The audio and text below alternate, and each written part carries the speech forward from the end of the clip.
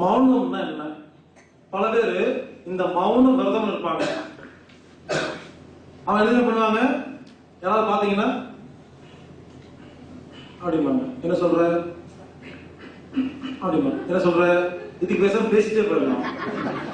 கேட்டா மௌன விரதம் சொல்லிட்டு ஜானை காமிச்சிட்டே இருப்பாங்க. ஜானி வீடு எங்கே அப்படிங்கிற மாதிரி ஜானை காமிச்சிட்டே இருப்பாங்க. அதுக்கு பேசிட்டு போயிடலாம். மௌனம் என்ன தெரியுமா? எதுவுமே பண்ணக்கூடாது. ஜாடை காட்டக்கூடாது. விவாச்சலாம் சொல்ல பார்த்தீங்களா? ஜாடை காட்டக்கூடாது. மௌனத்துல பாதி எழுதிட்டு இருப்பாங்க, புக்கு படிச்சு டிவி பார்த்துட்டு இருப்பாங்க. அதெல்லாம் பண்ணக்கூடாது. எதுவுமே பண்ணக்கூடாதுங்க.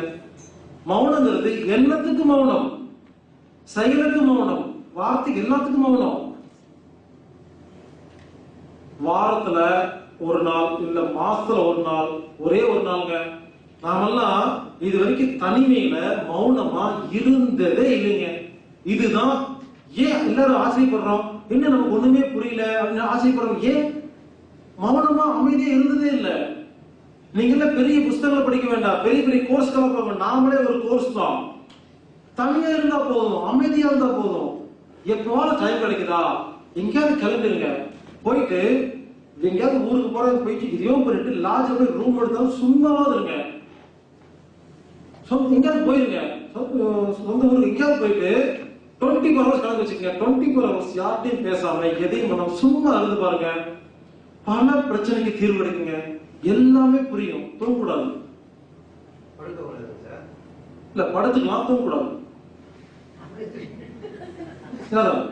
படுத்தா தூங்கிடுவோம். எப்ப தூங்குவோம்? தூக்கம் டிஃபிஷியன்சி இருந்தா தூங்குவோம். தூக்கம் டிஃபிஷியன்சி இல்லைன்னா சும்மா தான் படுத்திருப்போம். படுத்தா தூக்கம் வருங்க, அதெல்லாம் படுக்கக்கூடாது. சும்மா உட்கார்ந்து இருக்கணும். கண்ணை மூடி உட்காருங்க. உட்கார்ந்து கண்ணை மூடி உட்காருங்க. அவ்வளவுதான். இப்படியே உட்காந்துட்டு 24 hours 24 hours உட்கார வேண்டாங்க. ஒரு 1 hour உட்காருங்க.